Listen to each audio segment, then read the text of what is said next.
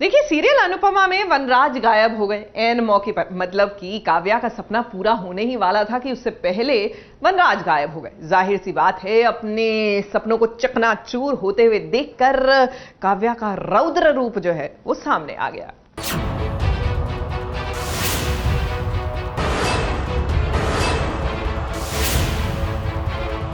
काव्या जो चाहती थी वनराज के साथ शादी के बंधन में बंधकर एक नई गृहस्थी शुरू करना, वो गृहस्थी बसने से पहले ही उजड़ने लगी है। वनराज मंडप में नहीं आया और कहीं गायब हो गया और उसे ढूंढते ढूंढते काव्या ने अनुपमा को फोन कर दिया, ये सोचकर कि कहीं वनराज उसी के साथ तो नहीं है। अनुपमा, एक मिनट रुको।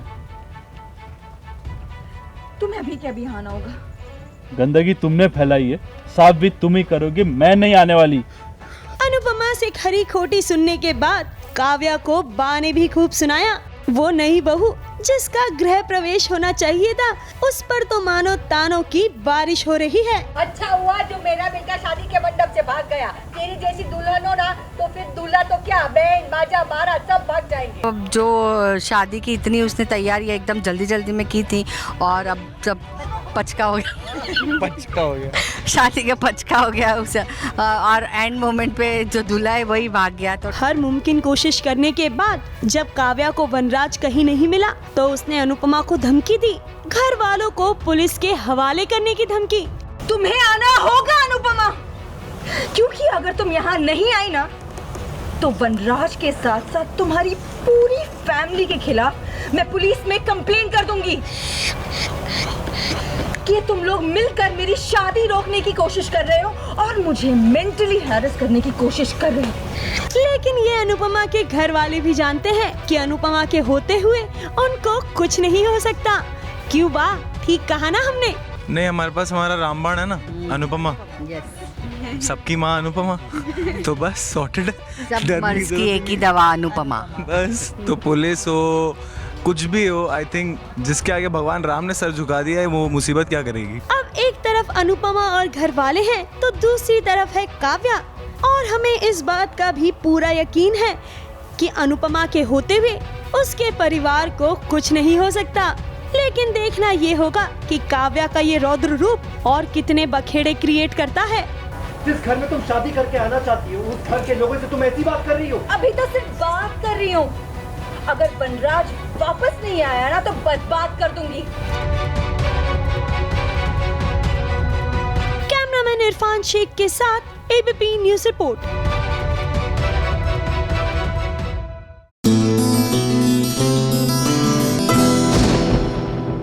सीरियल इमली में मालिनी जो है, अब उन्होंने तय कर लिया है कि अब वो एक अच्छी बहन बनकर दिखाएंगी और दृढ़ निश्चय कर लिया है कि इमली को उसका हक दिलाकर रहेंगी। लेकिन पॉइंट की बात ये है कि ये सब अभी उन्होंने अपने मन में किया है। इमली को इसके बारे में बिल्कुल 1% भी अंदाजा नहीं है। इमली का नाम आज मालिनी को कुछ ऐसी तकलीफ दे रहा है जिसे वो शब्दों में बयां नहीं कर सकती। मालिनी इमली से कहना तो बहुत कुछ चाहती है, पर वो चाहकर भी उसे सच नहीं बता सकती। मुश्किलों में इनका रिश्ता कुछ इस तरह उलझ चुका है और आगे ये रिश्ता कैसे सुलझेगा वो शायद इन्हें भी समझ नहीं आ रहा। मालिनी ने इमली से उन गलतियों की माफी मांगी जो उससे अनजाने में हुई थी और ये वादा किया कि चाहे जो हो जाए अब वो इमली को उसका हक और उसकी खुशियाँ दिलवा कर रहेगी। इमली को अपनी बहन का साथ मिल चुका है, लेकिन इमली अभी भी अनजान है इस सच्चाई से कि मालिनी उसकी बहन है। अब ये सच्चाई इन दोनों की जिंदगी में कौन सा नया तूफान लाएगा, देखना होगा।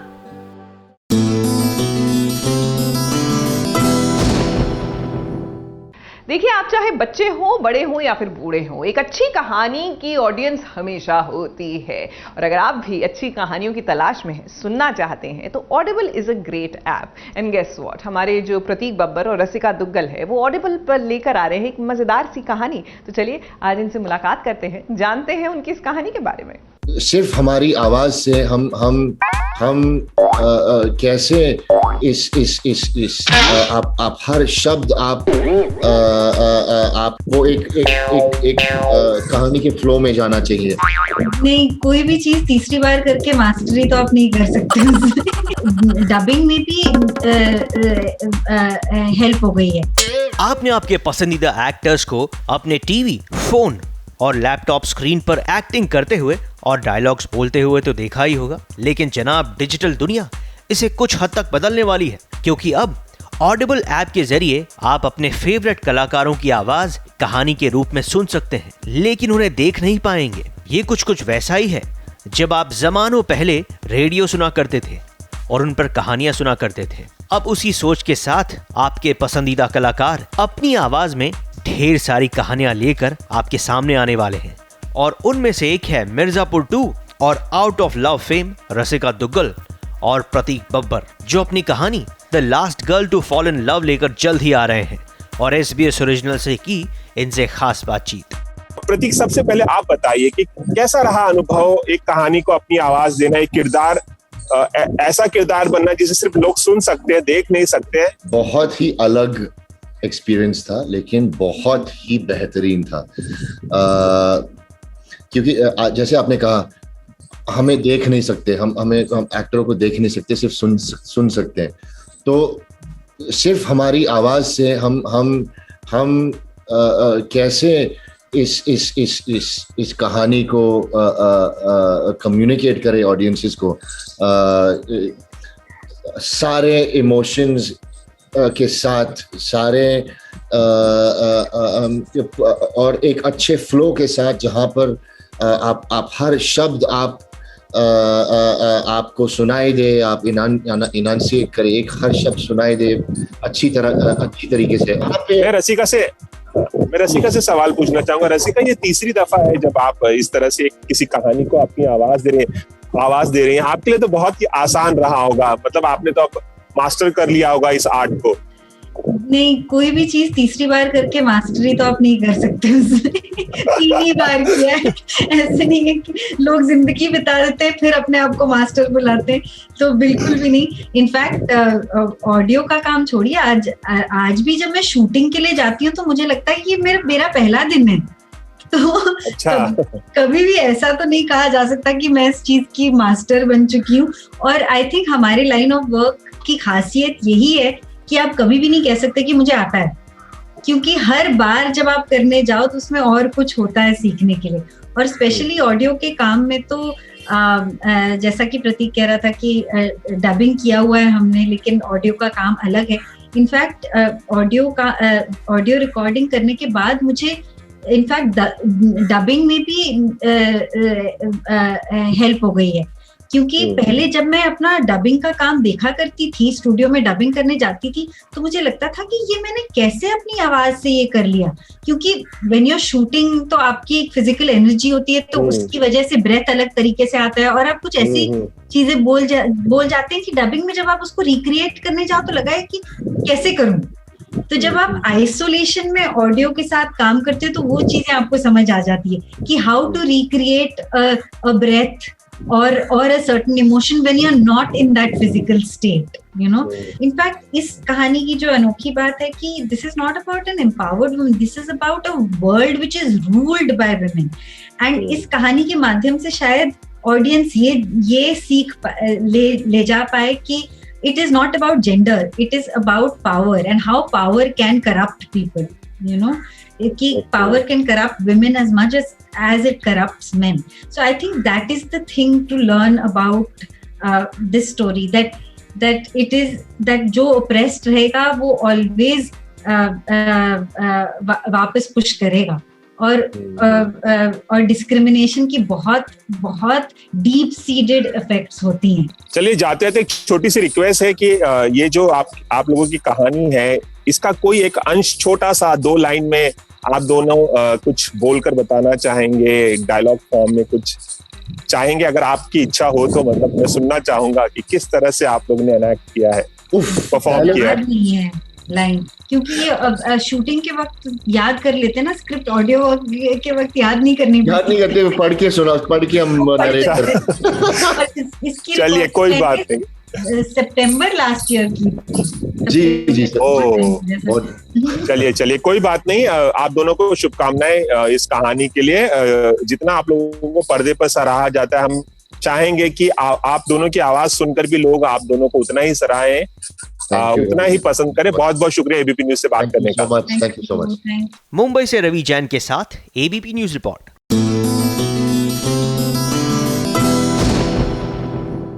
वैसे लोगों का प्यार जताने का, दिखाने का अलग अलग तरीका होता है, वी अंडरस्टैंड दैट। लेकिन भैया हर चीज ना मतलब मूड के हिसाब से की जाए तो अच्छा होता है। मतलब प्यार आप जताना चाहते हैं तो प्यार से जताइए, ये क्या वो भी गुंडागर्दी कर जबरदस्ती करके जताएंगे। अब कुछ ऐसा ही हो रहा है, मेहंदी है रचने वाली। जी हाँ, अब राघव जो है जबरदस्ती अपनी ही पत्नी पल्लवी को किडनैप करके लिफ्ट देने की कोशिश कर रहे हैं। मतलब लिफ्ट देनी है तो प्यार से दीजिए, जबरदस्ती क्यों सड़क पार करा रहे हैं।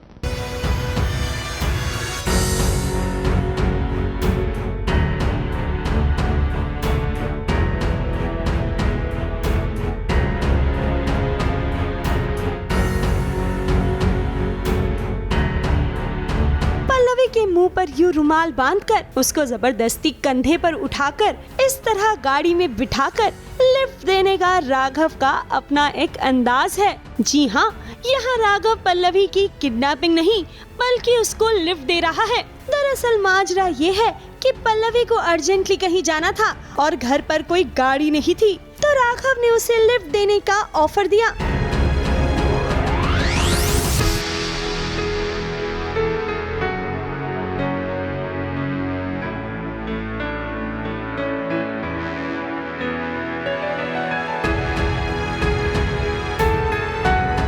लेकिन ये भी पल्लवी है जिसने एक ही पल में ऑफर को रिजेक्ट कर दिया। और फिर क्या हुआ ये आप खुद ही देख लीजिए।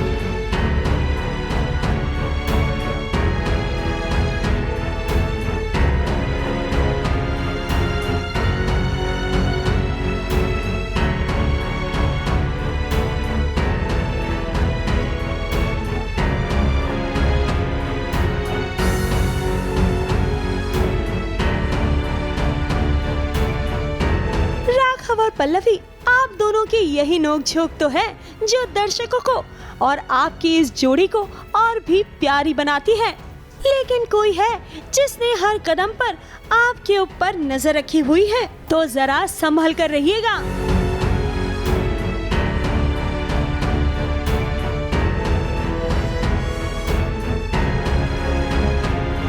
ABP news report.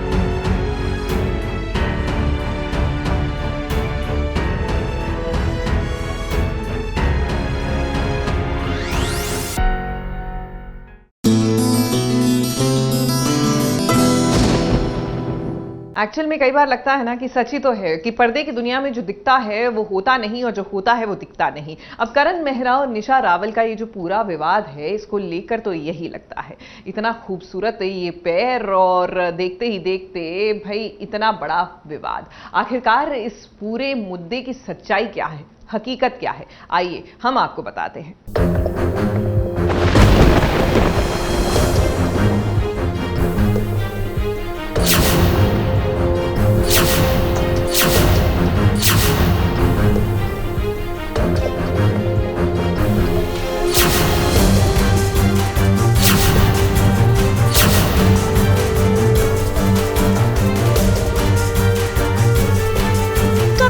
रिश्ता जुड़ा था प्यार के बंधन से, लेकिन अचानक से आए तूफान ने सब बदल कर रख दिया।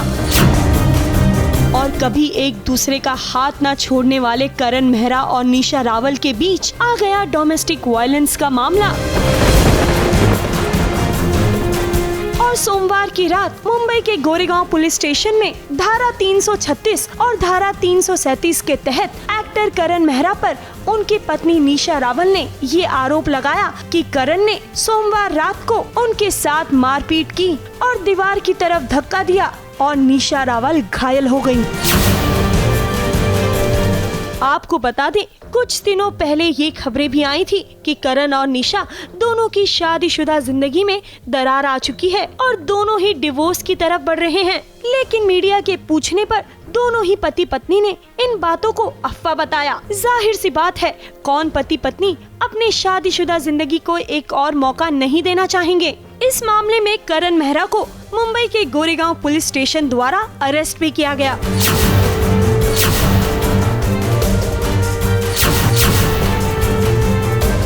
करण को इस मामले में बेल मिल चुकी है, पर पूछताछ अभी भी जारी है। लगता है ये मामला कानूनी तौर पर और आगे बढ़ेगा। और इन सब पर जब SBS की करण से बात हुई तो करण ने कहा कि पिछले कुछ महीनों से उनके और निशा के बीच कुछ प्रॉब्लम्स चल रही थी। और करण ने बताया कि बीती रात निशा के भाई रोहित सेठिया भी उनसे बात करने आए थे, जिसके बाद करण अपने घर वालों से फोन पर बात कर रहे थे और उसी समय निशा चिल्लाती हुई कमरे में आई और अपशब्द भी कहे और उनके ऊपर थूका भी, जिसके बाद करण ने उन्हें रूम से बाहर जाने को कहा, पर निशा ने कहा कि अब देखो मैं क्या करती हूँ, जिसके बाद उन्होंने अपना सर दीवार पर दे मारा। ये करण का पक्ष है, लेकिन निशा रावल की शिकायत तो कुछ और ही कह रही थी और इसीलिए उनका पक्ष जानने के लिए हमने उनसे बात करने की कोशिश की, पर निशा की तरफ से कोई जवाब नहीं मिला। और जब हमने उनके भाई से बात की तो उन्होंने कहा कि निशा आराम कर रही है, उसे चोट लगी है। अब निशा करण का ये केस किस तरफ जाता है ये तो वक्त ही बताएगा। और सास बहू और साजिश भी करण निशा के साथ उनके रिश्ते की शुरुआत से जुड़ा हुआ है और किसी रिश्ते को इस तरीके से टूटते हुए देखना फैंस के साथ साथ हमें भी अच्छा नहीं लग रहा। मुंबई से रोजेला फर्नांडिस के साथ ABP न्यूज रिपोर्ट।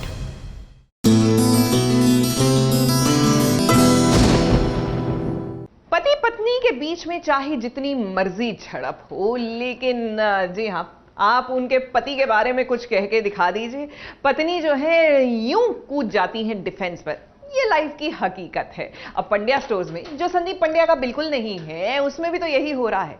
आज हमारी रावी ने खरी खोटी सुना ही दी ईशिता को। जी हाँ, उनके हस्बैंड को, यानी ईशिता रावी के हस्बैंड को इंसल्ट करने की कोशिश करेगी और रावी सुन लेगी, ऐसा तो हो ही नहीं सकता।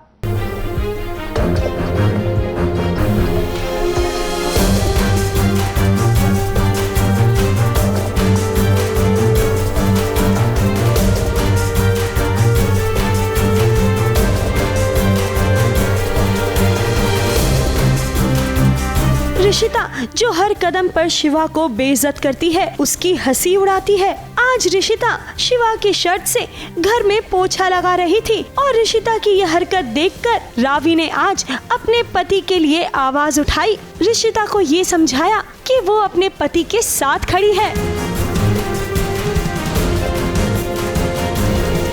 भी वहाँ खड़े होकर रावी और ऋषिता की ये बातें सुन रही थी। कहीं ना कहीं वो भी मन में खुश थी कि रावी ने शिवा का साथ दिया।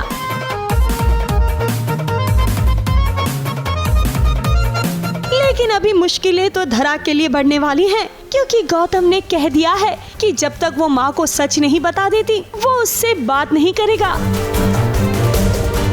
धरा आप चाहती हैं कि घर में खुशियां लौट आएं, लेकिन यहाँ लग रहा है कि मुश्किलें आपके लिए ही बढ़ रही हैं। ABP news report.